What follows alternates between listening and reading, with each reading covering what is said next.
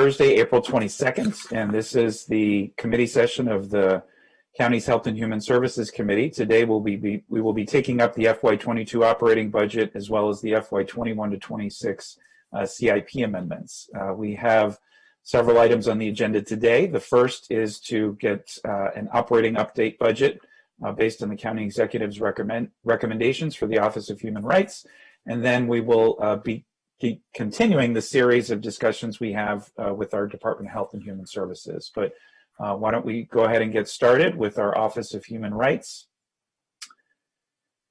And we are being joined this morning by Director Jim Stowe, as well as members of the Office of Management and Budget. And this is being staffed by Naeem. So thank you very much, Naeem. And just a quick point of privilege, Jim, every time I see you, I always feel a little bit better around the world. Your dedication and leadership, sir, has never been more important. And I was thinking about this morning when I was drinking my cup of coffee. Whenever there's been a painful incident in our community, especially involving our faith community, when we've come together, one of the common denominators is you in helping with the healing. And I know the important role that you and your office play, and whenever you speak, I always stop what I'm doing to listen because your thoughtful and authentic approach has not been lost on any of us. And your office in particular, we know, is really important part of that healing. And this council has been very aggressive in a beautiful way in ensuring racial equity, and many of the bills that we've enacted, many of which landmark and historic, fall on the responsibility of your office to oversee and ensure that it's done well. And we've all been stating, Councilmember Rice, for quite some time, that we know you need some additional support. We always do what we can given the circumstances, but I just, once again, wanted to go on record in acknowledging your leadership, your dedication, and that of your team and your board and all the partners that you work with. So thank you for that leadership. Appreciate you, Jim. So with that, Naeem, if you could walk us through the packet. Sure. Good morning, committee members. The CE's recommended budget for the Office of Human Rights for FY22 is relatively straightforward. We do have a sizable increase of 28%, but reflects a number of significant initiatives to support the office's mission. We have 2 FTEs being added for FY22. Total cost is $158,621. I will note that one of the positions will begin, is assumed to begin in July 1st, and the second was assumed to begin in January 2022, which is in contrary to what the packet says. So the staff recommendation with those increases is to concur with the executive. We also have $154,000 of one-time funding in operating expenses for FY22. This would support education outreach activities related to recent council bills that were passed. They include printing and mailing, advertisements on buses, digital media, and other traditional print and radio advertising initiatives. So the staff recommendation for that is also to concur with the executive. And finally, we have a couple of cost increases that are relatively minor. We have $25,000 for annualized funding for a position that was added this year in 21. This is the remainder full year funding for that position in FY22. We have about $30,000, a little less than that, for compensation retirement cost increases, $14,000 for multilingual overtime pay, $2,500 for the biennial Hall of Fame event for FY22, and finally about $3,400 for motor pool and print costs. And again, the staff recommendation is to concur with the executive. And that concludes my summary of the packet. Thank you. We're joined this morning by our colleague and friend, Councilmember Andrew Friedson, who's joining the HHS committee. And let me just say publicly, he gets some bonus points here. He recently had a transition in his office, and the staff member who staffed the HHS committee has transitioned out of his office. And so while he's in the process of hiring somebody, he's taken it upon himself to come in person. Which I really respect and appreciate, to learn more about the work of our committee and hear in the first person regarding the stuff we're deliberating over. So thank you, Councilmember Friedson, and you're always welcome here, and we appreciate you being here. Councilmember Rice would like to make some comments, and then Mr. Stowe, I'm going to turn it over to you to make some opening comments as well. No, I will defer to the director. Great. Director Stowe. Well, first of all, thank you so much, all that you all are doing. Councilman Albanos and Councilman Glass, Councilman Rice, and Councilman Friedson, who also is online as well. We are indeed at a point where, I came here from Columbus, Ohio. And as you all well know, what's happening there in that city.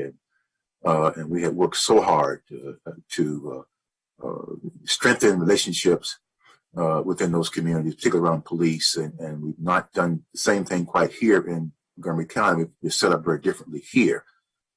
But the one thing that keeps coming up over and over again is relationships and the lack thereof. And when you don't have relationships, folks, you don't have trust. And when you don't have trust, you don't have anything. You have chaos. And I think that is kind of what we're trying to avoid here in Montgomery County by doing the kind of things that we're doing, trying to get in front of things to the best of our ability. And so this budget will help us move back to some of those areas where we were in terms of that relationship building piece. We are working more closely with, I know that Councilman Glass had a concern about this, but we are working more closely with our partners over in community partnerships. And so tying that up, I think a little stronger. And so then that we have that outreach opportunity even through ourselves, as well as trying to extend that through that office. And so we're trying our very, very best to do those kind of things that we possibly can. Now, I will tell you that what's happening to us as well, which is very timely, is that our folks are retiring. We have folks who are choosing to move on, obviously, to the next sort of part of their lives. And so this opportunity to have this new infusion, as it were, with these positions is going to really help us kind of carry on the work. So what we see happening out there simply is that with the recent advent of activities, and Councilman Glass wants to salute you in terms of your support in this area of hate violence we've been looking at, particularly as it relates to our Asian community. A lot of issues going on there.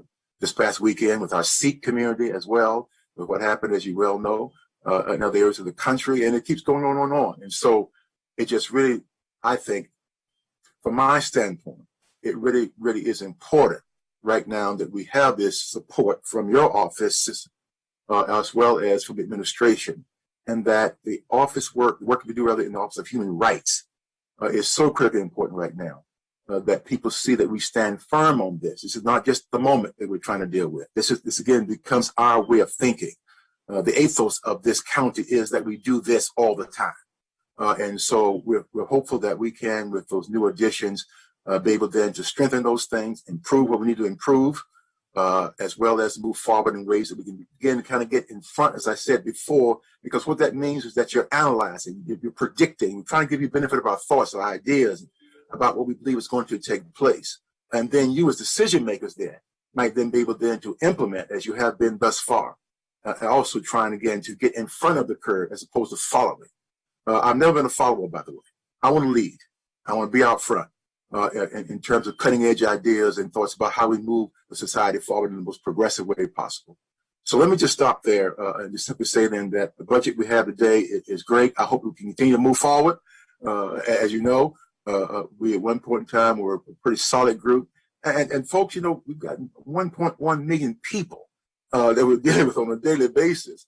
And for those who are coming in and out of our community also on a daily basis. And so it's quite a bit to put your arms around in terms of trying to make sure we ensure the rights of all persons who are part of our great community. So I'll stop there and sort of answer any questions you might have. Thank you, Director Stowe. Councilmember Rice. So, Director Stowe, I'm going to try and pick up where you left off, sir. And look, I really want to start just by thanking the county executive for proposing a significant increase. Because we haven't been in that position in a very long time. Yeah. Even under the leadership of County Executive Leggett, who I know was a friend and was trying to still be supportive, I am incredibly happy about where we are and what we see in terms of additional resources being there. Now, I will say that while I'm incredibly happy about that, the reality is that I'm sad about the need. And what you addressed in terms of what's happening in this country is one that's not just about those individuals, but it also is a rise. It is a rise of people who feel as though they're superior to those based on the color of their skin and their affluence. And we see that. And we see governments that are moving that direction. When you look at what just happened down in Florida with Governor DeSantis signing the bill, I mean, these are the kinds of things that also give rise in other communities across the nation and will continue to hamper the efforts that you have in your office in protecting the human rights of everyone in our community. Folks who don't feel that way will be emboldened by what they see happening across this country. They will be emboldened by what they see in terms of people committing egregious acts against others and inspired by them. These things we know to be true. And so therefore, it is incredibly important that we provide you those resources, understanding that we too, while we are an incredible community, as you have mentioned, are not immune from those things as well.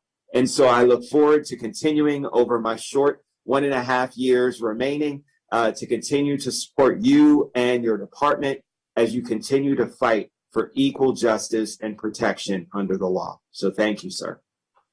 Thank you. Councilman Rice, if I may just simply say this to you, sir. We would not be here today.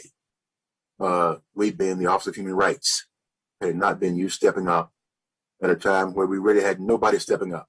I'm just being straight up and being very honest and straightforward this morning.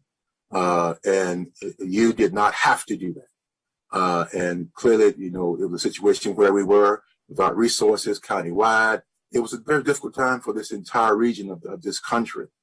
But you, sir, you, in fact, said that would be no way, I'm not going to quote exactly your words, but I remember them very distinctly, that you could sit here as a black man on this council and not stand up for the Office of Human Rights. It just did not it didn't sit well with you. And you always enlist the lessons learned from your mom and her growing up in these kind of situations. That just simply would not work. And so, sir, again, I need to make sure on the record from this one director to you and members of council that it had not been for you doing so, we might not be here today. No, sorry, we would not be here today, because at that point in time, the discussion was to eliminate the Office of Human Rights. And so I just really wanted to make sure that folks understand that. And just want to let you know, sir, from me to you and from me to all of our council members, you know, we thank you for your support. That was pretty awesome. And let me just say, I know Councilmember Rice needed that, especially this week. And so I appreciate those words. I agree with all of them, and just want to thank him for his leadership as well. And, you know, and I do also want to thank the county executive who's made our work a little bit easier today as a committee, because we don't have to push something forward, because, you know, this will be the first time we haven't had to put something on the reconciliation list. Because we do very much believe in your work, Mr. Stowe. So thank you. Councilmember Glass. Well, thank you for teeing up my comments that way, Mr. Chair. You know, over this being the third budget cycle officially participating in, we've known the need for your office, Director Stowe, and now we have two full-time equivalents that we'll be adding. And much needed, and I appreciate Ms. McMillan in the packet noting on top of the laws that we have passed here, not only over those last 2 years, but previously to ensure that everybody feels safe in the workplace, feels safe in the community, but then most recently, as noted, you know, 2 ban the box related bills also adding to your work plate. And so I'm glad that we're having this very easy conversation, maybe one of the easiest conversations we'll be having during this entire budget cycle. But it is a good one and long time coming. And so I also appreciate you commenting on my previous comments about the community use of in partnership with the Office of Community Partnerships. I think this is such a natural fit for your 2 offices to work together, given the care and love and respect that each of these offices are exuding into the community to make people feel safe. So I think we need to continue moving in that direction, and to be, you know, to even be a little more frank about it, you had talked about the changing workforce and the number of people who might be retiring. I hope you do not include yourself in that category. We want you here to continue doing this good work. But as other members of the workforce change, I think we need to continue talking and thinking about some more refined integration particularly as we talk about, changes here in government at large. I know the county executive has talked about making changes, and we will have many robust conversations in the next 16 months or so here in Rockville about other changes. But the collaboration that has started and that will continue to grow, I think, is a very welcome one. So I appreciate those efforts there. And again, easy conversation. Glad we're getting this done, and thank you for everything you and your team are doing. Thank you very much, sir. We appreciate it indeed. We certainly want to also salute Diane Vu and her staff. Great team of individuals, and we do, in fact, enjoy that working relationship, as we do, by the way, with all of our directors and other officers within county government. We really are a team, and I appreciate the leadership that our county executive is putting forth as well in this area. And he, too, feels at a point where this is his particular DNA in this area. And so I really appreciate that support we're getting from him as well. Thank you. All right. So colleagues, reading the tea leaves here, without objection, it sounds like we support and approve the county executive's recommendation to increase the operating budget of the Office of Human Rights. So Mr. Mia, thank you very much. Was there anything else on this item? Nope, that's it. Thank you. All right, great. Thank you. Let's move on to the next item on our agenda, which is our Department of Health and Human Services. And Ms. McMillan will be staffing this for us. Ms. McMillan, thank you for, once again, and Mr. Mia as well before you, another terrific packet that is very straightforward, processing a lot of information in a way that can make sense, not just to us, but to the public as well. So with that, we are joined by Dr. Raymond Kroll this morning and his team from the Department of Health and Human Services. And thank you, Dr. Kroll, for your continued leadership. We've had many, many conversations over this last year, one as recently as just less than 24 hours ago, regarding many of the ongoing challenges that you and your department are facing. And I just can't thank you enough for your leadership, tireless efforts, and that of your entire team. So with that, Ms. McMillan, I'll turn it over to you to walk us through the packet. Thank you. Actually, I just want to start by saying I, too, was glad to read Mr. Mia's packet, because last year in the transition, I had the Office of Human Rights budget, and I know how much these additional positions are needed by the office, so it's really terrific. So I just wanted to say I enjoyed reading the packet, too. So that takes us to the Department of Health and Human Services budget. In your packet today, you do have a bit of an overview at the beginning, so I would just start by saying that in the general fund for FY22, there will be over $270 million in the Department of Health and Human Services, as well as $88.5 million in their grant fund, for total expenditures of $358.8 million. This is an increase of 5.9%. You will also notice in the general fund there is an increase of 10.4%. This is in recognition by the executive of the work that the department is doing right now and will need to continue to do in the coming year as we all recover from the pandemic. So there is a substantial increase already in the budget, and we will go through some of those items. But I also wanted to note for you on page 2 the estimate for FY21. As you know, we have really relied on HHS along with Homeland Security and all our departments, Recreation, but HHS has had a lot on its plate, and so their estimate is quite above their FY22 approved amount, and they've been undertaking this obviously with authorization to exceed appropriation, but also through emergency procurements. But it is an unusual situation for a department, and so I did just want to highlight that this really reflects all of the ongoing work that they've been doing. We know some of this estimate will be FEMA reimbursable. We know some of it will have other state and federal funding, but a lot of those funds also will flow through the general fund. So you'll see these costs flowing through the general fund. So the discussion items for this session have to do with the increases for eligible nonprofit contracts, an increase to what we refer to as the DD supplement, an increase for the adult medical daycare supplement, some issues in aging and disability regarding escorted transportation and adult protective services, as well as the information from the Commission on Aging is included in your packet. And then there are 3 items in the executive's budget that are reductions, which the council had previously rejected as parts of the savings plans. And so I would need you to act on those again. So for the first 3 items, I have included in the packet just as background to those because a lot of the discussion has to do with the minimum wage. And so just as background for that in the packet, I did include a table for you as reference so that you can see what the county minimum wage is. We in the county have large employers, mid-sized employers, and small employers. Nonprofit organizations, no matter if they have 51 or more employees under the law, are classified as mid-size organizations, and so they fall into that category for the county minimum wage requirement.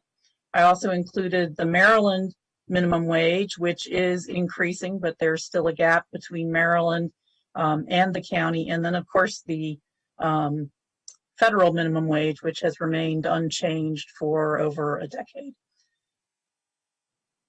I did just want to say, before we get into the discussions as well, in terms of the minimum wage, that there are a wide range of contracts that are administered by HHS, so you can't automatically draw a conclusion based on the growth in the minimum wage as to what impact that has on a contract. That will depend on what their personnel costs are as a part of whatever program it is that they're providing. Also, that DHHS works with the contractors to be able to revise their budgets, to be able to work within the dollars that are allocated. And those choices, the impacts of those choices can vary. And also that nonprofit organizations do leverage fundraising and other sources for their overall operations. And I'm not saying that in any way to downplay the impact of increases in the minimum wage, but just to say that it's a more complex issue than just one cost point within a contract. So with that, I would just move into the first issue, which is the 1.5 inflationary increase to eligible nonprofit contracts. The county executive has included $740,417 in the budget. This is the calculation for a 1.5% inflationary increase to eligible nonprofit and certain other contracts that we designate each year within DHHS. You have received, and I would just say, because we had a continuity of services budget last year, given the unknown fiscal situation, there was no increase in the FY21 budget. So nonprofit Montgomery, along with other testimony that you received, but I did include the nonprofit Montgomery letter in your packet, has asked for an increase of the adjustment to total 3%, and also to provide a 3% increase to other similar contracts that are in the Department of Recreation and the Department of Housing and Community Affairs that are currently not eligible. And their testimony is attached. So I've included for you a table that would show you the options of getting up to the 3% increase. Going from 1.5% to 3% obviously would add another $740,417, but you could take steps in between. I would just note for you that in the categories that the council president has asked the committees to work within, I would view this as a category 3 item, which means that you would be looking to make this change now so that it's in place in the original budget actions, and that it would need to be from an ongoing funding source, since this would be a permanent change as opposed to a one-time change that might be appropriate for rescue plan funding. And so with that, I guess if you would wanted to start with any comments, and then I have a couple of other discussion issues. Sure. I'm going to make a couple comments, and I'm going to also ask Director Kroll to make some comments in general regarding this item, which however he'd like to approach it, and then Councilmember Friedson's in the queue as well. So just some general comments. You know, I started my career in the nonprofit sector. As I've shared many times in the dais before, I worked in the nonprofit sector for about 7 years before working as the director of the Recreation Department. And so I, like many of you, very much understand and respect the incredibly important role that our community-based organization and nonprofit organizations play in several ways. One, in terms of service delivery, they are just a significant extension of county government services. And these are more than just contracts. These are partner organizations who in many instances are in a better position to be able to provide direct services than the county itself for a variety of reasons. And second, these are businesses in our community, small, medium, and large, that employ a significant percentage of our county residents. And we have helped many different industries, including our nonprofit and community-based organization sectors. But they in particular have obviously had increased challenges because there has also been significantly more need than we've seen in previous years. The third item I wanted to point out is that our organizations are overwhelmed. Our staff within our public sector has been overwhelmed as well. And I read this morning in the Washington Post that a lot of folks in the social service sector are considering moving jobs because of just understandable feelings of overwhelmed, being burned out. And so I very much support bringing up this total to 3%, with 740,000 being modest as it relates to the overall budget, but showing our nonprofit organization and community-based organization sector, especially given that we weren't able to provide any increases last year, that we've heard you, that we understand the incredibly important role that you play to our community, and we greatly appreciate and respect that. I also want to give a lot of credit to HHS, who has done really great work in being creative and working and being flexible and nimble in providing our community-based organization with the resources they need. Sometimes that's not direct money. Sometimes that's streamlining contracts. Sometimes that's stretching the bounds of those contracts, still within bounds, but being able to address the needs of what we're seeing on the ground. So, and I know that happened within the midst of a pandemic, as many staff had to transition to working from home and figuring out a different way of getting things done. So thank you, Dr. Kroll, and your administrative team in particular for being such great partners to this sector. And I know that you've spoken publicly many times and privately as well, that we would not have been able to get through this last year in particular without their assistance and help. So wanted to tee that up for you to make some comments in general, and then if you'd like to regarding this specific item. And then I see all three of my colleagues would like to speak as well. We'll go to Councilmember Friedson, followed by Councilmember Glass, followed by Councilmember Rice, in order that folks have chimed in. So with that, Dr. Kroll, if you'd like to make some comments. Good morning, Council Vice President Albornoz and Chairman Albornoz for HHS Committee. I'm Director Raymond Kroll for the Department of Health and Human Services, just for the record. I want to start by looking at some things overall, and I've noticed in Ms. McMillan's comments in the packet to all, she referenced our work on emergency shelter and the consolidated hubs that has taken place over the last year. Some of the more innovative things that have gone on, but the Department of Health and Human Services includes not only our shelter community, but it also includes our public health office and the work of our public health team. So there's been testing and vaccination and quarantine spaces that have been created, emergency cash assistance from emergency support services and children, youth, and families, rental assistance and emergency child care supports, and now, of course, testing and vaccination supports throughout this year that the team has stood up. And I just wanted the community, the public, to know that has been some of the work that has gone on, that has come through Health and Human Services. We've talked about it all the time, but I want the folks who are listening to be aware of the breadth and depth of this department. That support has extended to our aging and disabilities communities, school health, and mental health as well. I think a staff of 1,700 people that have teleworked, but at the same time stayed active and kept HHS open for business throughout this pandemic and throughout this year. It's been an honor to serve with the men and women of this department, and I as well as the countless staff in other departments that have chipped in and joined forces with us to staff up and keep things going in the county. There have been departments that have expedited our contracting processes that you referenced a moment ago, and I am eternally grateful for their work. And I have to say thank you to them.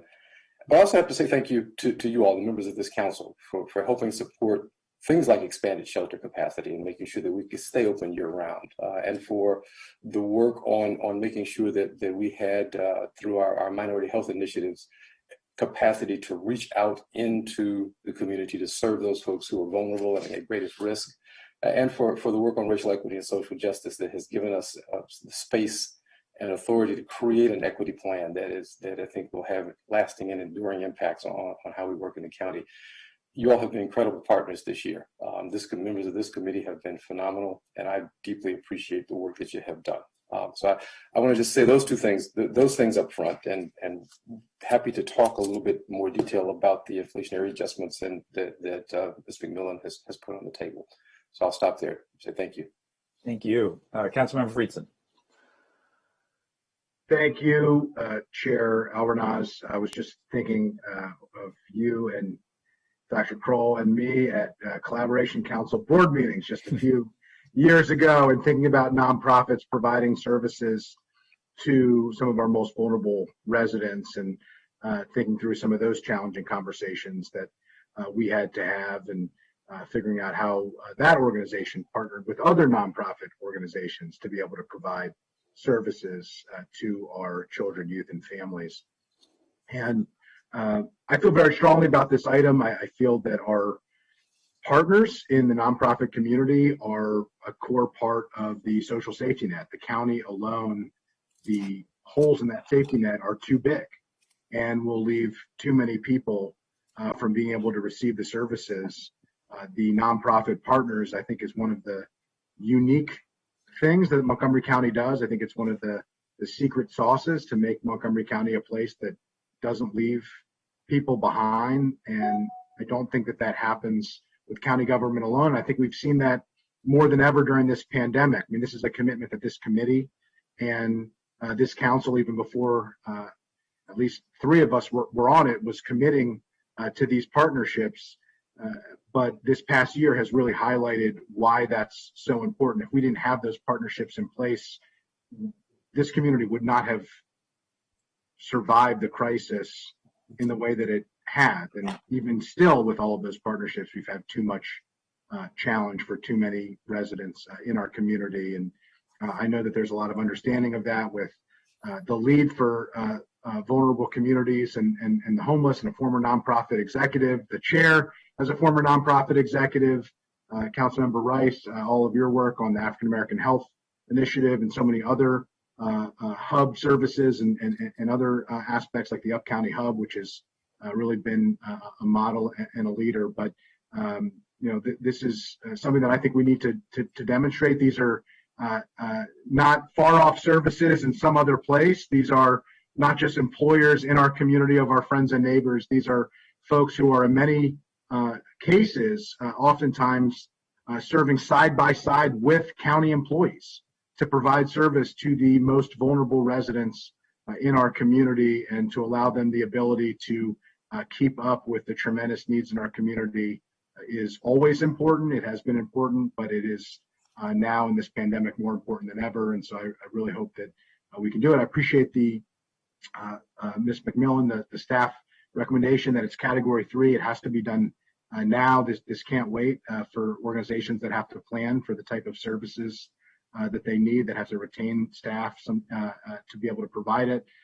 And I do understand that it could require offsets, but I think it needs to be a priority for the council, as it has been, and hope that that this committee, since I don't have a vote, will put it forward, and that we can find a way to fund it as we close out the budget. So appreciate the opportunity to be able to join and share my thoughts, and appreciate each of your leadership and also that of HHS, that to count the chair's point has really been at the forefront of this crisis on behalf of county government, led by you, Dr. Kroll. Thanks. Thank you. Councilmember Glass. Thank you, Mr. Chair, and I appreciate the comments by Councilmember Friedson, who, describing all of our backgrounds, what we've done, our adult commitments to this issue and to serving our community. I appreciate those words. Thank you. And, quite frankly, it has been an incredible year for our nonprofit community. Organizations that started with direct missions, in some cases singular missions, they quickly expanded when they saw the need. And I know that there are some nonprofits in Montgomery County, and I'll use one type of mission as an example, that they were doing positive youth development and youth mentoring. And when they saw that their students were going hungry over the last year, they quickly expanded that mission and are now providing food delivery for those youth and their families. And that pivot has been so incredibly needed. And it's because of a lot of administrative hard work on their end and coordination with the staff and the board and the volunteers. And I just want to thank all of those individuals. Again, the organizational leadership and their board, staff, volunteers, everybody who really makes an organization hum. Because I, having had been a nonprofit leader here, I know what that network is, and I understand how hard it can be, and especially over this last year, the demands have never really been greater. And there's another aspect to this also that has been less seen by the public, but I know that our nonprofit partners have witnessed it and appreciated it in certain areas. So last year, when people were going hungry at record levels, we had some of our food service providers trying to end food insecurity say, we have all this food, we just need to get it out to the community, but we don't know how to do that, or we don't have the means to do it. We just need more vehicles. I picked up the phone to HHS, and I picked up the phone to DOT, and I said, there's got to be some buses somewhere, whether it was JCA and other senior service organizations that were no longer providing those because everything had been shut down. What were you doing with your buses? And we were able to connect other services and other nonprofits to those who needed those functions in the moment.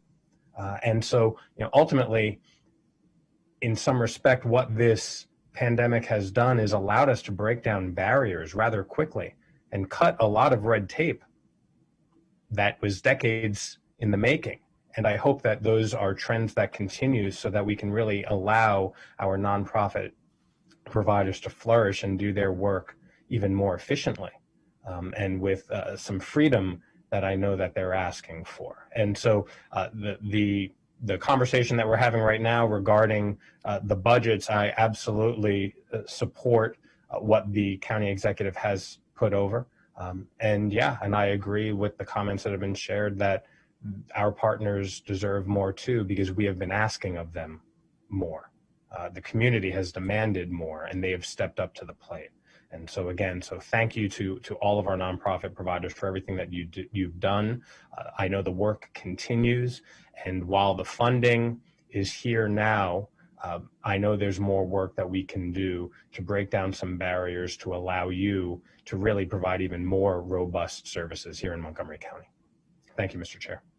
Thank you. Councilmember Rice. So let me just take a different angle on this, because we all heard it. If we watched the news last night or have been paying attention to what's happening in our private sector, our restaurant industry is struggling to have people employed and are looking for people and are increasing the amount of money that they're offering because it is more advantageous now to remain on unemployment than it is to go to work. And so if we have private sector jobs that are out there increasing the level of pay to be competitive, to try and get folks to come back to work, let's think about what's happening in our nonprofit community and those employees and the work that they do, which is incredibly hard, that requires heart as well as understanding that you're putting food on the table. And so from that perspective, just the simple understanding of where we are in this space and the challenges that many of our nonprofit community face in terms of asking folks to do just a bit more because there's more work to be done, and to not have that increase is just incredibly important. And so, you know, all of the reasons that were espoused before, I agree with wholeheartedly, but just wanted to throw that out there because that's the human component in this as well. That really is the real situation that many of our nonprofit leaders find themselves in when it comes to continuing to try and compete to make sure that they can have the best people serving some of our most vulnerable individuals in our community who really need that assistance. So thank you, guys. All right, so it sounds like we're 3+1 here in favor of an increase to 3%. So without objection, Ms. McMillan, if you can note that for our colleagues on full council. Okay. And then I did have a couple of the other issues to just raise with you. I do want, if I could get the latitude from the committee to make sure we're working off the correct base. I want to, the amount that was set over by the executive, you'll see really is based on the continuity of services budget of FY21, but there are some additional contracts, some cost changes, and so oftentimes there's a little bit of fluctuation in what needs to be the exact amount, and we do include it in the appropriation. I would get that amount back to you now that I know that you're interested in the 3%, so it might change just a little bit. Also within the resolution, we have also given an increase to the African American Health Program contract, which is not a nonprofit. It is authorized in the resolution, and so that would add about another $40,000 or so to the overall amount, and I will get that contract amount for you as well. So if I could get the okay to come back to the committee with those amounts, but that would be sort of your policy intent. Okay. It looks like without objection, Ms. McMillan, okay. Yes. The next issue is regarding expanding to contracts that are in recreation and certain other departments. This increase is almost entirely focused on contracts that are within the DHHS budget. It does apply to a few contracts that are funded through the Housing Initiative Fund, but administered by HHS, but it is not applied to contracts that are in the Department of Recreation, in the Department of Health and Human Services. Oftentimes, organizations may have contracts that are administered by more than one department, get the increase in one and not the other. And the committee has talked about this in the past. We weren't obviously able to do this in FY21 given the fiscal constraints. And so the question before the committee is whether you would like to do this expansion. Nonprofit Montgomery has estimated that at 1.5%, it would be about $36,000. That would be $72,000 if you go to 3%. Again, if the committee wanted to undertake this policy change, I would confirm the contracts and numbers with OMB.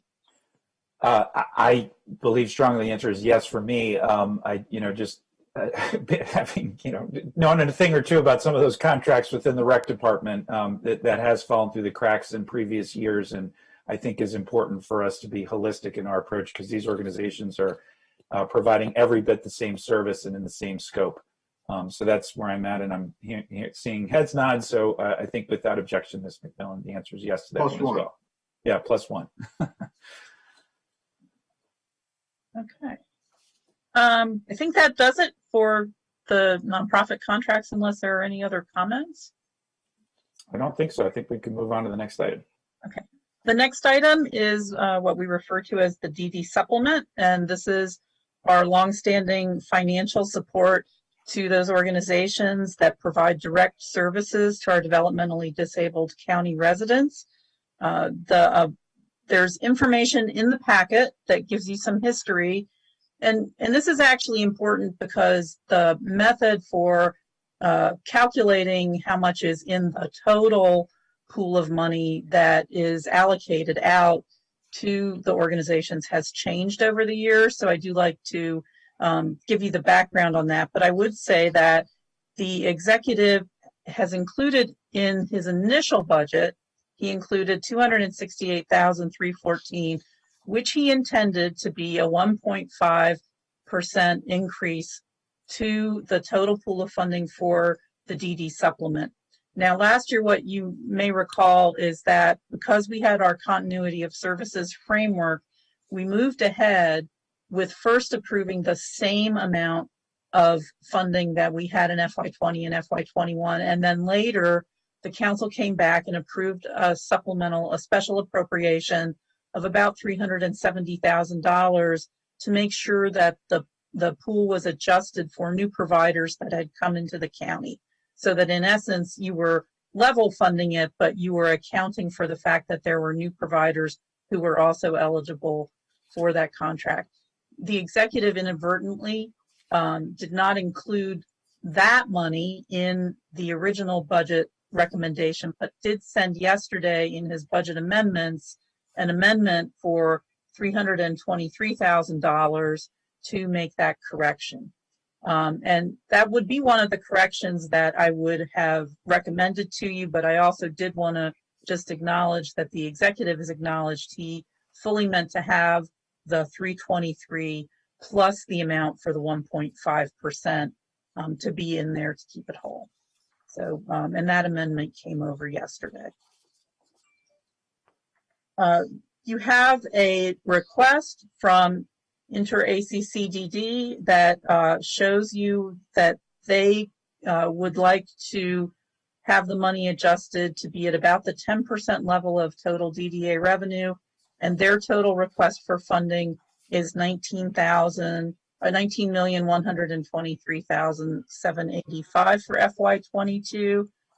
Again, the method that that we've talked about now for the last couple of years is to sort of return to the original thought, which is looking at the overall DDA revenue that comes into the county, allocating out based on the percentage of revenue that these organizations receive, and then that money is flexible for them to use. We did have a couple years, you'll see in the table, where we very specifically tied it to an issue around minimum wage requirements. I think there was a lot of good intention at the time to try to acknowledge those costs, but what we found was that for the organizations, that method did not work.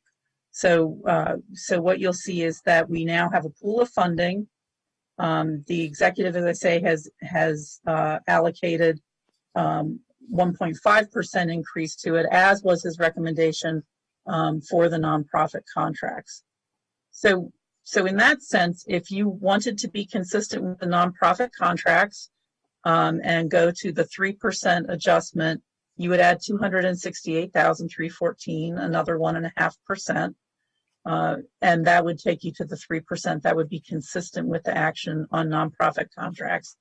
I would also say that Interact has estimated that there is another $200,000 needed for new providers, and I think just as in FY21, we do want to be cognizant of making sure that we account for new eligible providers to be able to participate in the system, and I would recommend that amount as well.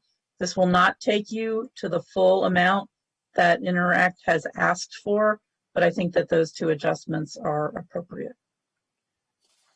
So I'll say a couple things, and then I'll invite Dr. Brunetto to make some comments here as well. I'll just, our office and all of our offices have been intimately working with the developmental disability community over the last year, who have very disproportionately been impacted by the pandemic, both in terms of testing challenges, vaccine challenges, home care challenges, falling into gray areas with regards to policy, the complications of DDA, and it has been immensely challenging and immensely emotional, on top of a job that on a good day can be very challenging.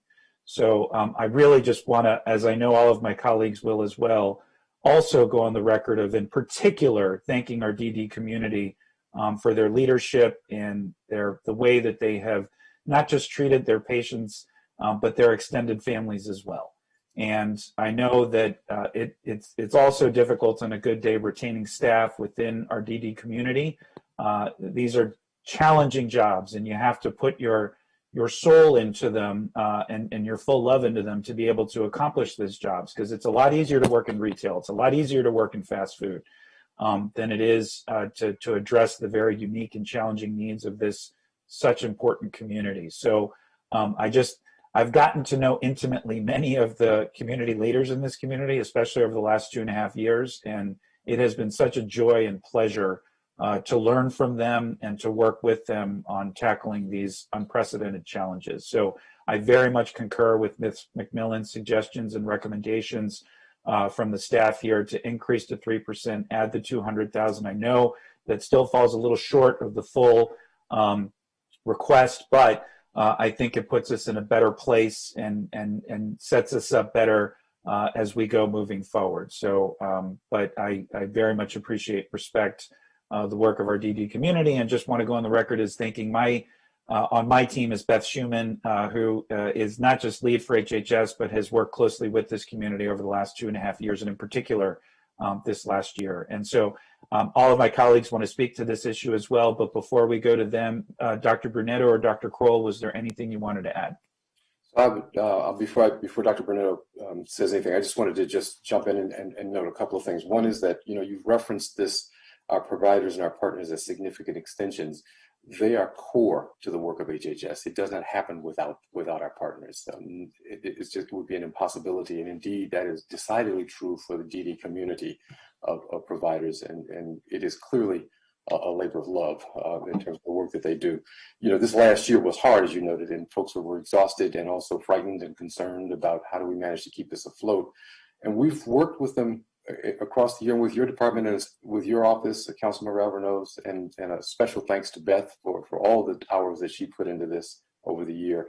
But to adjust and change their contracts and to create some flexibility in those, and to change and to add funding where necessary, but also to do support for providers who were struggling with PPE, with how to manage in a closed environment with COVID, and how to stand up and operate testing and manage the support of this to support their staff. That has been thanks to a lot of the federal support that we received. We were able to make some of that happen. I think that coming out of this, we are looking at now figuring out how do we recover and get back to what will be our normal operations, whatever that's going to look like as we come out of the pandemic. And there is some expectation that there's going to be some need for recovery in that, and we will still be there and standing with you all and with that community to support them. So it's just a note of the things that have happened over this year that to support them and to make sure that they know that we will still be partners coming out of this.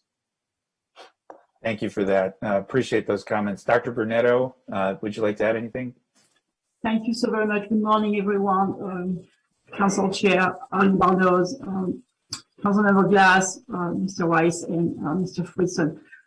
Clearly, the partnerships that we have had with our nonprofit providers has been for decades in the county, and I'm so very, very appreciative of the amazing collaboration we have had with them all these years. But clearly, this pandemic has been the most difficult situation the network had to deal with.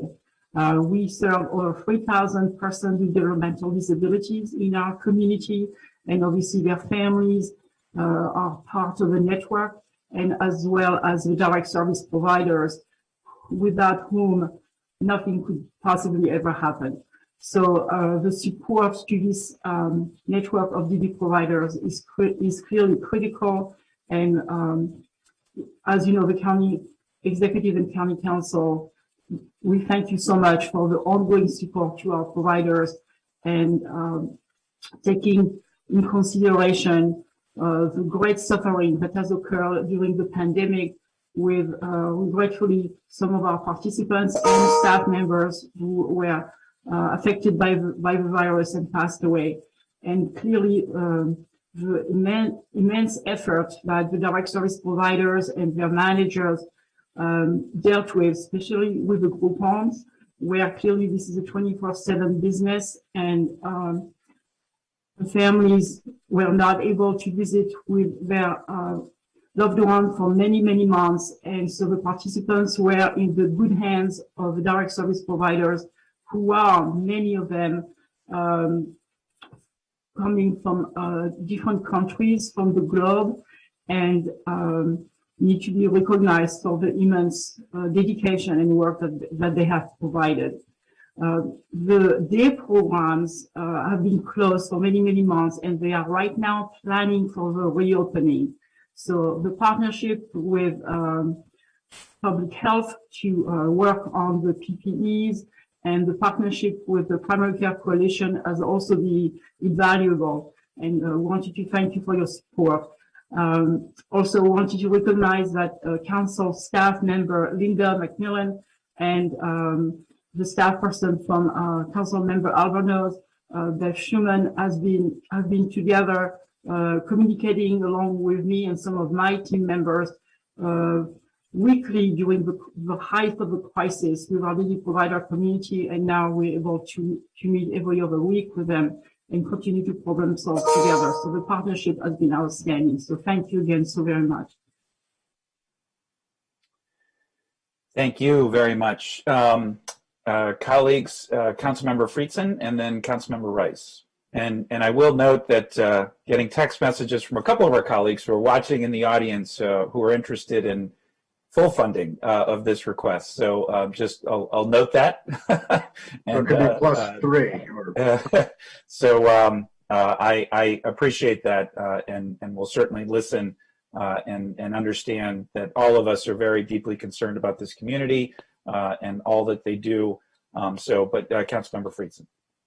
Appreciate that. I think at the very least we have to make whole to the 3%. I think we should discuss, full funding if possible. Maybe there'd be 2 options. I do think a couple things. First of all, I want to acknowledge Chair Albornoz, your leadership on these issues, working with HHS and Dr. Brunetto.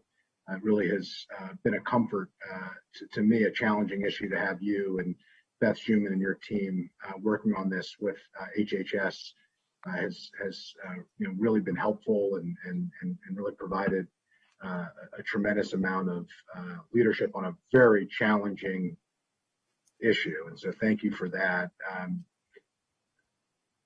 These are the folks who are working with the most vulnerable people in our community.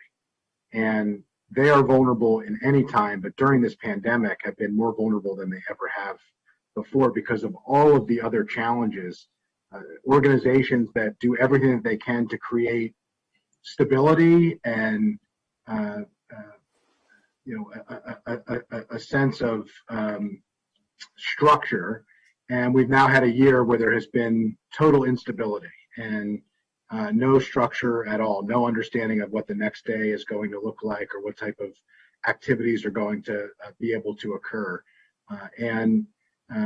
The folks who work in these organizations do the most challenging work in Montgomery County for pay that is not commensurate with the type of work that they are required to do. And I really do think that it's incumbent upon us to continue the leadership that Montgomery County has shown by having a supplement that actually does supplement the state funding to reflect the cost of living in Montgomery County and the wages of other opportunities. I mean, these are jobs that you take home with you, as Chair Albornoz was talking about. You don't generally take home your work when you work in retail or as a cashier, as important as those jobs are. But when you work for these organizations, you are bringing it home with you, the best and the most challenging aspects of your day. And so I really feel very, very strongly about this.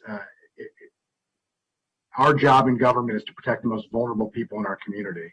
And these are our partners who provide the services to actually do that work with the support of HHS. And I think it's as critical as it ever has been before to make sure that they have the resources needed in the most challenging time to be able to pursue that. So I wanted to raise that for the committee and appreciate everybody's work and leadership on this. Thank you, Councilmember Frieden. Just a suggestion then, hearing from some of my colleagues via text message. So and I think this makes a lot of sense and I support it. I think we should, in addition to assuming everyone agrees, moving the staff recommendation also, but in a separate item, moving the additional 371 for the fully funded request, but that they be considered in different tranches, but that they be considered. So, you know, as we get to full council. But Councilmember Rice. Thank you, Mr. Chair. So you read my mind, or the people who are watching read my mind, but that's typically what we do in this sort of situation. And one in which I think that, again, having two $100,000 tranches, and then I think it's 271 or 371, I'm sorry, is the difference, Linda? Well, actually, so there's a couple pieces. There's the executive's amendment, which is the 341, which gets us sort of back to level, right? So right. I'm assuming, like, so the committee can yes, agree with that, right? Yeah. Then we would have another 200,000, which would account for the 5 new organizations that would be eligible, which will also kind of keep you even, right?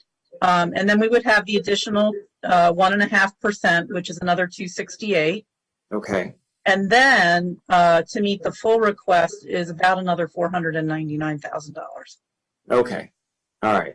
So, and so, Mr. Chair, maybe in 2 or 3 tranches, whatever the committee decides. But let me just say this. Since I moved to the Germantown/Darnestown border, I've had the great opportunity to start developing relationships with a lot of our private businesses who do some great work with our DD community, namely hot breads and cakes in the Kentlands.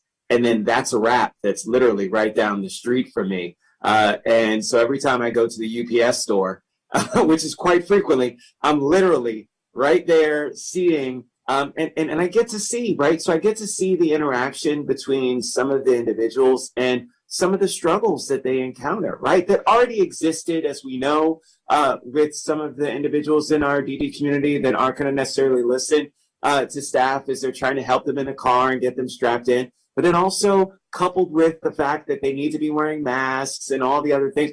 It's just, like I said before with the previous conversation about the increases for our nonprofit providers, that it really is one in which this job has just become so much harder. It's become so much harder all across the board. And Mr. Chair, your opening remarks, I couldn't agree with more. So I'm not going to reiterate them, but just say that, yes, amen, brother, to what you said. But that's the reason why I really do think that it is important for us to fully fund this request. Understanding the challenges and how hard it is to do this work, and again, the competitive nature that is out there from a private perspective in terms of folks looking to be gainfully employed and put food on the table and all of those kinds of things. And we want to encourage and keep competitive in this spectrum, in this space, and ensure that we can continue to provide as many services as possible to ensure that these folks aren't left behind as we talk about rebuilding and recovering from the economic strife due to COVID. So all of those are reasons why I think we should figure out ways to fully fund and supportive of however we want to do it, whether it's 3 tranches or 2 tranches. I'd be supportive of either one. Thank you. Thank you, Councilmember Rice. Councilmember Glass. I agree with everything that Councilmember Rice just said. I think the tranches, the way he presented it makes sense. And I'm happy to meet him and anybody else at That's a Wrap. I love going there. So your new hangout spot for sure. Definitely good conversation, good people, good food. And, you know, that is what we're really trying to do here and help people live productive lives with the support of caring staff and a loving community and business partners who want to help out there too. And so I'll just end there and say, yes, I think we need to keep doing the right thing to help everybody here in our community and support what Councilmember Rice just proposed.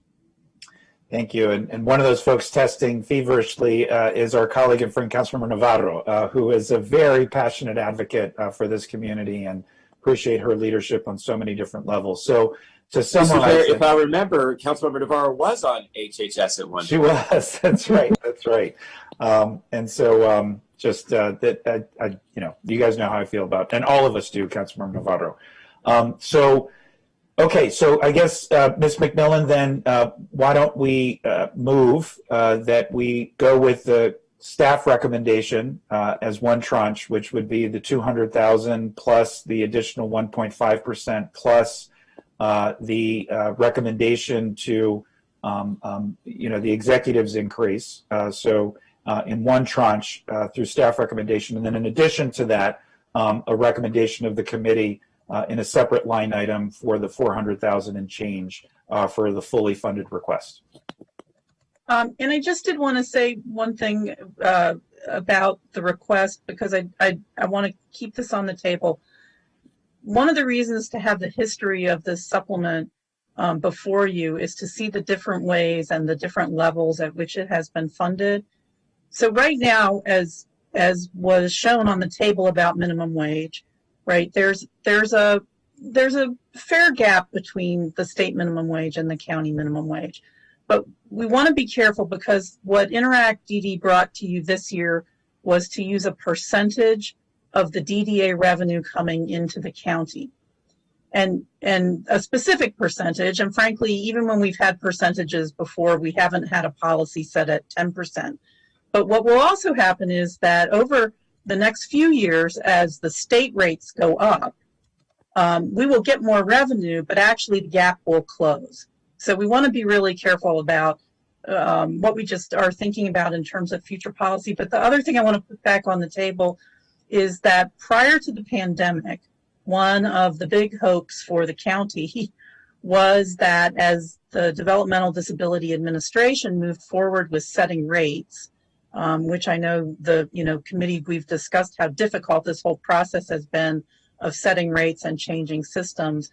But the state had agreed to work with the county to set a county rate where we could then leverage a Medicaid match to have like a more appropriate rate for the county, but to have it flow through DDA. And that would change the nature of how we do that supplement. None of that is before you this year. And of course, the pandemic has really pushed things off. But I did just want to remind folks that as we come out of these situations and can get back to some of the work that was on our plates before us, that we really wanted to leverage our Medicaid match and work with DDA in order to make sure that we can provide appropriately for these organizations' work in the future. A very good point, and I'll just note a couple things. One, again, as I said at the beginning, I much better appreciate the complexity with both state and federal role in serving our developmental disability community. And so I think that there does need to be more conversations. And I just want to go on the record as thanking our delegation as well. There are a number of members of the delegation who have expressed a strong interest in taking up this issue. And so we look forward to working with them on this too. So without objection, does that all make sense to my colleagues on the committee? And Ms. McMillan, does that make sense to you? Okay. Oh, and Councilmember Friedson wanted to say another word. Yeah, since you mentioned the delegation, I just want to note Senator Zucker has really been a leader on a lot of these issues. Specifically, was able to get $2 million to eliminate the wait list for services for our autistic community and children. And I just wanted to note that because it's not one that was in a lot of the roundups and not reported necessarily in the Washington Post or Bethesda Magazine. But as we're discussing these issues here, that $2 million will be life-changing and life-improving for a large number of our residents in Montgomery County. And so I just wanted to make sure, as you mentioned that, I thought that it should be specifically stated. So thanks. Really good point. And I love Senator Zucker. He's been a real leader in this space and so many others. So thank you for pointing that out. Great. All right. Next item, Ms. McMillan. The next item is the supplement to the adult medical daycare community. Actually, many of the things that you just said about working with the frail and the vulnerable, in fact, sometimes the adult medical daycare community is also caring for folks in the developmental disability community.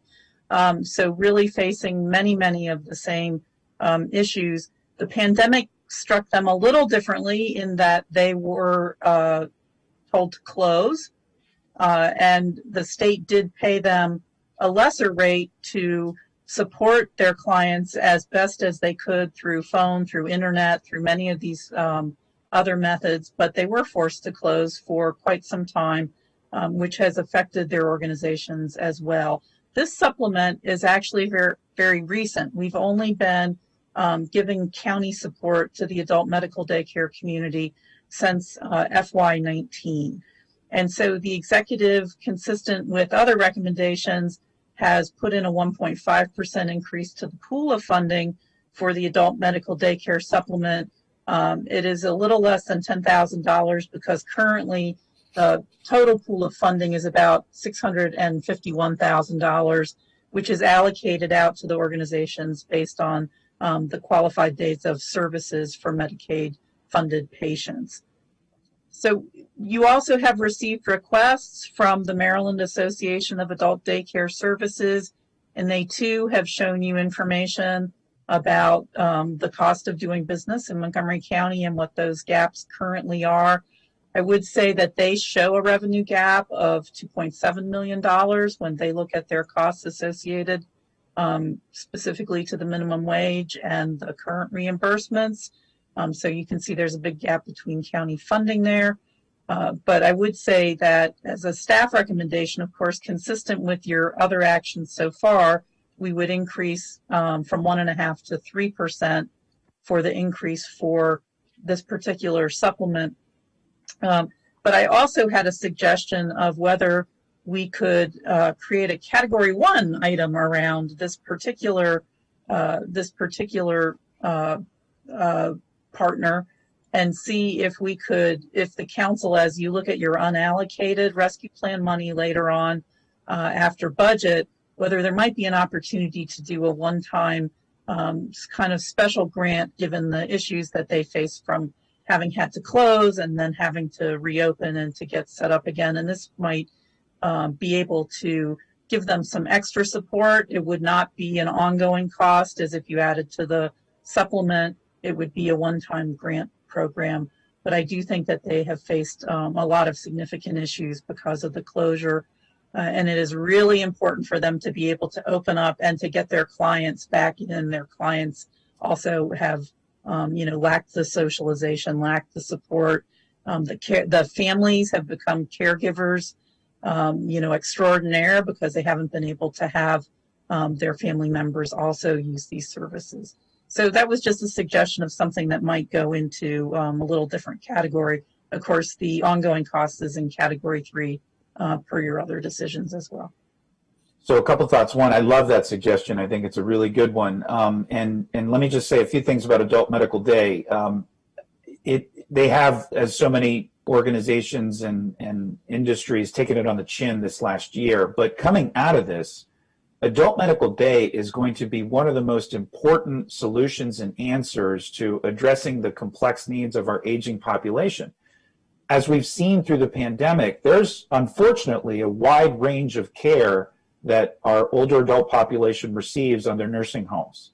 And for some families, because of expense and for a variety of other reasons, nursing homes don't make sense. And so having a loved one live with you, taking care of them, being with them, but also providing some respite for both the caretakers and the adults themselves to go to a place where they're going to get a fantastic meal. They're going to be exposed to tremendously and high-level activities that are culturally appropriate, where they are getting medical services during the day, so there's peace of mind. And so, and these are offered, 5 days a week, and in many instances with transportation. And so I think there are many more families that are going to be turning to this option coming out of the pandemic as they try to address the needs of their loved ones. I think it definitely is worth investing in these organizations now to ensure that they make it on the other side of the pandemic, but actually establish an infrastructure growing out of this. And the last thing I'll say for now on this industry, which I've really come to respect over this last 2 years, is they're very intentional about the cultural appropriateness of their services. And so I remember visiting, and I still think about the soup that I was served when I went in person like a year and a half ago. It was so good. And it was just beautiful to see how culturally appropriate the staff were, and it just felt like a very family environment as you walk through into these organizations. And so I think that I support the recommendation to stay consistent for 3%, move them to tier 1 as we identify more federal resources, but also want to explore this in the future as well to see what more we can do to leverage this really great work. Because the last thing, I said the last thing, it's never the last thing. You know, we've got a lot of open office space in our county right now. There's a lot of commercial office space that's available that could be converted. And we're thinking in terms of childcare, but we also know resources, but also want to explore this. So I think that for a variety of reasons, I'm bullish on this industry and have really just enjoyed meeting the leaders within this space. So, and Councilmember Rice. Just very quickly, amen once again. And let me just share with you that I've actually, that my family has utilized the services. When my mother took my grandmother in when she was suffering from Alzheimer's and became her primary caregiver, it was one in which she, and it was very clear, needed that respite time. And so what you highlighted is just so incredibly important. You know, my mother didn't feel as though a nursing home was the right thing for her, especially with her experiencing Alzheimer's. And it gave us an opportunity as family to be able to still, you know, interact with her in her last days. But it also is important to be able to have that added resource that's there for our community. And so, I mean, we availed ourselves of county services. This is when my mother lived at in Kensington. So I remember it like it was yesterday. So, I mean, and the work that they do is phenomenal. They care for our individuals. And just as you said, it is culturally appropriate. The diversity that's there is incredible. And so it's just one of those where, again, we should be proud of the great resources that we have here in this county, and certainly step up when it comes to helping to support them, and couldn't agree more with your recommendation. So thank you. Great. Okay, so without objection then, we agree with the staff recommendation on this one. Okay. The next issue that you have before you is a reduction to escorted transportation of about $43,000. I really just highlight this issue for you. This is something that came to you this year actually in the savings plan, and the council accepted it because this year in the pandemic, when people were staying home, they didn't use escorted transportation. But you did receive testimony at the hearing about how now that people are vaccinated, things are starting to open up, that requests for these kinds of services are now starting to increase. And so I really just wanted to identify this as sort of one of the things that during this current year, you know, we saw changes that allowed for a reduction. I understand why the executive's budget carried that through, but I think that this is one of the issues, you know, that we will have to watch. I'm not necessarily recommending any additional funding right now. I think it can be watched so that we can see what happens. But I also did just want to say that the Commission on Aging, you have their priorities attached in your packet, and they did discuss the need to look more at senior transportation and flexible transportation for seniors. So this is kind of it's a bigger issue, obviously, than just this 43,000. But I did want to just raise it for you for your discussion and for any comments that the department might have. Thank you. Councilmember Glass would like to speak to this. Councilmember Glass. Thank you, Mr. Chair. So, Ms. McMillan, I appreciate the way you teed up this conversation. And so one of the things that is curious to me is that while you know, these services have essentially been shut down over the last year, right, by and large, and I had referenced in my previous comments about connecting JCA's buses with other services and needs. But in the packet, you state that this is only a 30% reduction. So clearly 70% is either expected to be utilized over the next year. Is that, and I guess I'm looking at Dr. Kroll. Is that kind of where we are, and Ms. Brunetto, that we're just waiting in a few months once more people are vaccinated that these services will open up? Thank you so much, Councilmember Glass. Yes, so In FY19, prior to the pandemic, this program provided 508 round trips to people who needed escorted transportation. And in FY20, clearly thick in the pandemic, it was 354 round trips that were provided. So clearly a huge decrease, right? And FY21, and of course we still have 2.5 months into FY21, up to now, thus far, 204 round trips have been provided. So we do expect for FY21 to use the appropriation, and that is what you are looking at. So I truly respect Ms. McMillan's analysis and recommendation related to this particular program. Well, that is. Councilman Plus, I would just, just wanted to add that Dr. Brunetto and I have watched it, talked about this over the year. The expectation is that as we get into FY22, the numbers and the hope indeed is that the need and demand will rise back to previous levels, but it will take some time into the year. So the reduction is manageable. We will absolutely continue to watch this. And if it looks like we will not stop providing transportation to folks as a function of this budget item. So if we get to the bottom of that budget, we will find a way to make sure that the transportation is provided. And this is also distinguished from the work we're now doing around transportation for vaccination and for COVID related transport too, which is covered under some of the federal funding. So we are working to innovate existing transportation needs, and we'll keep our historic programs operating as well.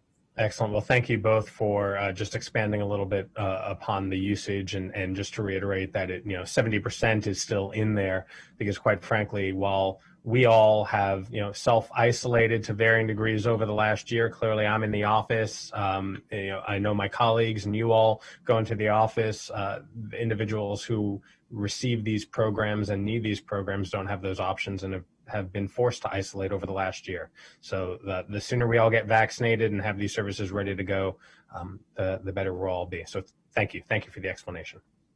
Councilmember Rice.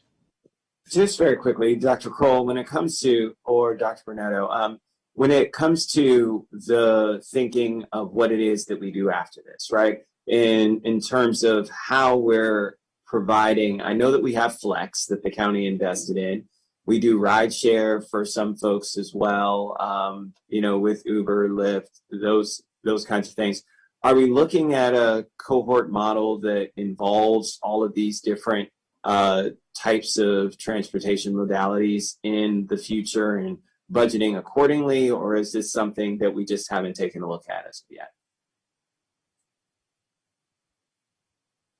Odile, I don't know if you want to respond to that, but and I hope you will. But I would say that one of the things that COVID has done is it created a lot of innovative options for folks. And the task for us now as we look forward is to see what are those options we need to look at making a permanent part of our structure and our system, because especially for the ones that have proven effective and cost effective for us.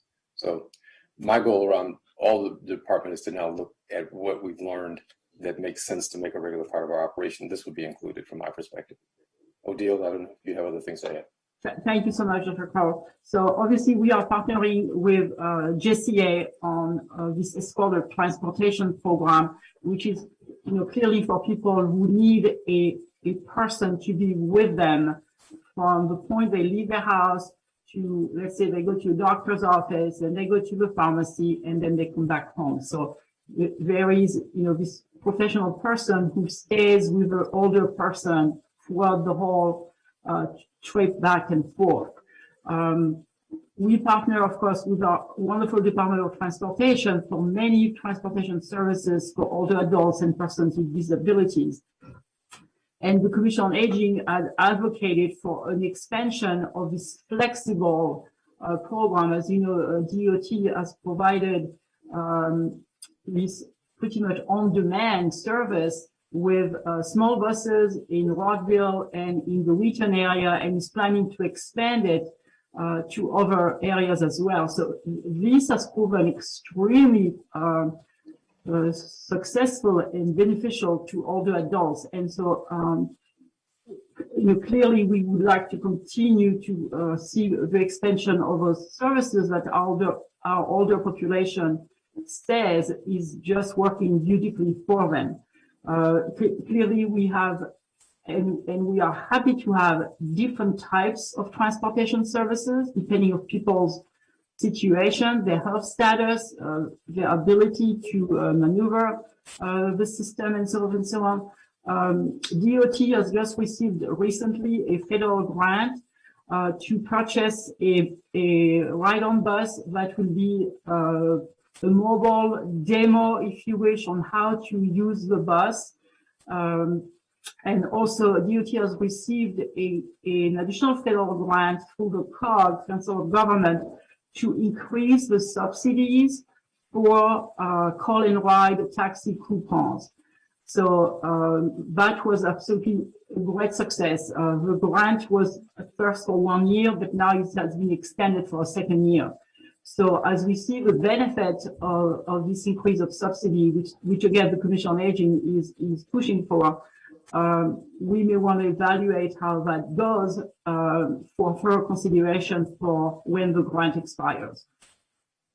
Thank you for that. And for both of you, I know that there are a multitude of programs out there like Uber Assist that are specifically targeted for this community, for those who are disabilities, and actually have drivers that are committed to staying within, actually helping and assist them to going in and out of stores, all of those kinds of things, and are actually specially vetted because of that. So there are all these programs that are out there now that will help, and I hope will help to allay some of those costs as well, maybe make it less expensive than some of the modalities that we currently use. So I'm happy to see and hear that you guys are looking at those kinds of things. And so, as Councilmember Glass said, as we get further into this in the future, let's keep paying attention. But I think the money here is fine for now. And if there are ways in which we can incorporate all of these different methods in which we're transporting folks, will benefit. So thank you.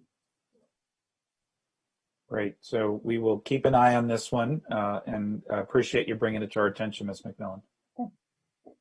The next issue in the packet is the county executive's recommendation of the addition of one position to support adult protective services at a cost of just over $82,000. Actually, the committee has discussed this in the past. We've discussed the growing caseloads. We've discussed public guardianship growing caseloads as well. We've had positions on reconciliation lists that weren't, able to be funded. But this year, the executive has put in one position to address adult protective services. The Commission on Aging, again, has raised this as an issue and asked not only for the adult protective services position, but also one to support the public guardianship program. And so I wanted to make sure that you were aware of that. As staff, given the fiscal constraints, I'm not recommending the second position, although we have in the past talked about the clear need for additional support in guardianship. Although I will also say, and because we always want to be very clear, the department always addresses adult protective services cases and public guardianship cases. They will, have staff from other areas of aging and disability work on those cases. So no one should ever be concerned that they won't get attention. But this request would help to have more support in the division for adult protective services. And again, I would say that the Commission on Aging has raised the second position as well. So a couple thoughts. One, I just, as I know all my colleagues do, so respect the Commission because I know how hard they work and how much effort they put into the documents, both with regards to their budget recommendations, but also their policy recommendations. It's appointment reading every year because you know how much research has gone into it. I concur with Ms. McMillan's recommendation here because we are, it's a net gain in this space, acknowledging that we do need to be cautious moving forward. And obviously there were numerous troubling reports that we received this past year through the pandemic regarding situations at various nursing homes. I do, as Ms. McMillan noted, give a lot of credit to Dr. Kroll, the Department of Health and Human Services, but the state here as well, who did step in and address immediate situations, and I thought did it pretty robustly but there is a growing need in this space, and it's one of those items we will have to take a closer look at. But because there is a net gain in the executive's recommendation in this budget, I think that does demonstrate progress. Still need to do some work, but for now, I'm comfortable with the staff recommendation on this. I don't see any other comments from my colleagues, so without objection. And then I did just want to bring up two other issues that the Commission on Aging raised, and I know actually I've heard from at least a couple offices about these two issues. So the first one was that they have asked for creation of some legal assistance programs for older renters who may be facing eviction. And I haven't had a really good chance to get back and forth. I've touched base back with Commission on Aging to learn a little bit more about this.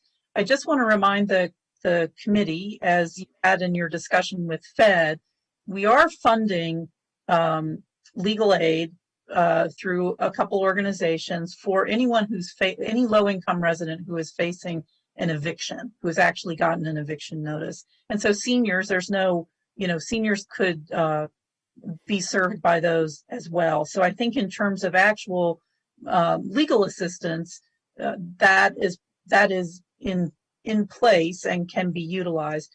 But as I read the Commission's comments, it did make me think that there may be an opportunity to partner with DHCA and the housing partners and tenant support partners that we're working with in the other areas to see if there are some ways maybe to target some webinars or some other outreach. Hopefully we can get back to in-person, education efforts, but to target some things more towards seniors. I don't think you need any additional funding to do any of this. We're already partnering with these organizations, but I do think there might be opportunity, and I will follow up with the Commission on Aging and DHCA about that. I did just want to note one thing about the situation that some very low income seniors do face. We have a lot of rental assistance right now, but it is COVID related. And so I think one of the issues that they were trying to raise for folks is that very low income seniors who are just on Social Security or, just on a fixed income sometimes can fall behind. They don't have a loss of income. They just have a very low income. And so that can be addressed through our normal rental assistance program. So it's not to say that we don't have resources to help people in that situation, but it's a little different issue than the arrears and, projected rental shortfalls people who have lost income due to COVID are facing. And that's really what the new federal money is addressing. So I just wanted to bring this issue to you, and I am going to follow up to see if there are some things we can do. And I see Dr. Brunetto is, of course, nodding her head, but I think there are things that we can do within existing resources. I couldn't agree more. Your mind went exactly where mine went as well. I think we just need to connect some dots here and leverage some of the existing relationships and partnerships that we have. I think that's the right approach. And then the other issue that I just did want to mention briefly today is the state's termination of the Memorandum of Understanding regarding nursing homes. Of course, this crosses over with public health. The committee did have a good briefing on nursing homes a couple months ago. There was concern raised because the department has ended this Memorandum of Understanding that there was a loss of positions. So I have clarified with the department that the budget continues to have the positions that we have. So there's no immediate concern or action that the council would have to take as a budget action. And I know that the department, and I'll let them comment on this, is really looking at, how do we move forward now that the state has changed this relationship with the county. But I think coming back to this in June, when folks have had a little more time to figure out what the impacts are of the state's change, would be best. I just did want to note that you don't need to take a budget action at this moment over concern that the county has lost positions. I know a number of folks in the community have raised this issue, so I appreciate you highlighting it. Dr. Kroll, did you want to add anything to that? Just to expound a little bit on it, that the state has the MOU that the packet refers to and Ms. McMillan refers to is the ending of our work within licensing and regulatory and under public health to do nursing home, state authorized nursing home inspections of nursing homes. We have had that agreement in place for many years, I believe, as far back as the late 90s or mid 90s. And the state has decided that they want to take that function over in Montgomery County as they have in most other jurisdictions around the state. So Ms. McMillan points out accurately that it does not affect our staffing complement, but it does mean that we are not going to be doing those state inspections as things stand at this moment. The L&R team also does relicensing of group facilities, including nursing homes. So it has been up to this point a nice confluence of activities. And then the third piece of this, which is undoubtedly why the Commission on Aging is raising this, is that it also ties to our long-term care ombudsman's program.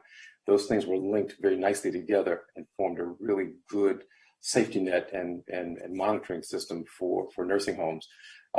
We still have the licensing function, but don't have the authority necessarily to review the clinical care of residents in those homes. And we have our Office of the County Attorneys is working now to understand what the legal ramifications are and what options we may have to continue doing some element of this work through L&R going forward. So we'll have to come back to you and let you know where we stand on this going forward. There may be some need to change some county regulation to give us a different kind of authority. We're just not sure whether or not we can actually do that or not at this stage. Okay. Thank you. But one of the things we will do, I should say, one of the things we will do is we are looking to see what the impact of this has been in other jurisdictions as well, and to work together between Aging and Disabilities and L&R to develop strategies to make sure that we are keeping tabs on what's happening with our residents who are living in nursing homes in the area. So just to know that we've not stepped away from keeping an eye on what's going on in the nursing homes at this point. I appreciate that. I'll just note our council president has been very interested in this issue and has been tracking it closely. So I appreciate you giving that update and context, Dr. Kroll, that clarifies what we've been hearing. Remains very much a priority, clearly, for our community. This is just a transition in our approach, but remains a high priority. And then the last little group of items I have for you, are 3 items that the council actually has rejected twice in savings plans. So I didn't get into a lot of discussion because, of course, I'm recommending that we not do these again. And so it is a reduction to the residential rehabilitation supplement, the Asian American Health Initiative, and the African American Health Program. The council was clear in both the savings plans discussions that if something is not being done in either AAHI or AAHP, that you did not wish to cut their resources, but that they could use those resources differently, and that reducing the residential rehabilitation supplement would have a negative effect on those organizations that are receiving it. And so this time around, it's not a savings plan, so we would have to put these in a category 3 to make sure that they're restored and funded in the budget process. But given your previous policy, I would recommend again that you look at funding these as a part of FY22. You know us well, so I appreciate that big time. Without objection, colleagues? Yep, without objection. And that does it for that packet. Great. And then the second item that you have, as you know from some of the other committees, the council is looking at some budgets, but also some things within budgets in the case of HHS that we are doing by consent. And so you have a listing of items that Ms. Yao and I identified that can be done through a consent of making a recommendation, all of these at once. They're generally around compensation, grant fund changes, items where funding is a continuation of things that started in, FY21. The idea of consent is that there's not discussion, so If there, if there did need to be discussion, we would have to find another time for that, but you have a consent packet before you. No red flags for me, but Councilmember Rice. Yeah, no red flags at all, but I want to give kudos to Dr. Kroll and to the county executive. For a very long time, and Ms. McMillan, you'll remember this, we had consistently talked about, when I was council president, moving things from grants to base budget. And this is exactly what we're doing. And so thank you, thank you, thank you. These are core services for emergency assistance. We know that will continue and not change. I mean, Councilmember Glass being lead on homelessness, when I look at Bethesda Cares, when I look at all these things that are out there that we know aren't changing. They're not going away. Bethesda Help in terms of emergency food assistance. I mean, look at all the money we've invested, all these things. So thank you. Thank you for making it easier for organizations to just focus on doing the work and not have to be focused on filling out grant applications over and over and over again, knowing that we're going to fund them. So again, I just can't thank you enough. This means so much. And I just wanted to lift that up because it matters so much to these nonprofit organizations that are out there, and it's going to save them time and angst and really allow them to just focus on the great work. So thank you, Dr. Kroll. Thank you to the county executive. Thank you, Dr. Brunetto. And thank you, everyone who helped to make that happen. Terrific. I agree. So without objection then? Yep. That's it for today. All right. Well, thanks, everybody. We will be meeting again soon, but appreciate everyone's continued hard work, and stay safe. Thank you all, and please stay safe, everyone. Take care. To involve a more complicated set of structural issues in the department.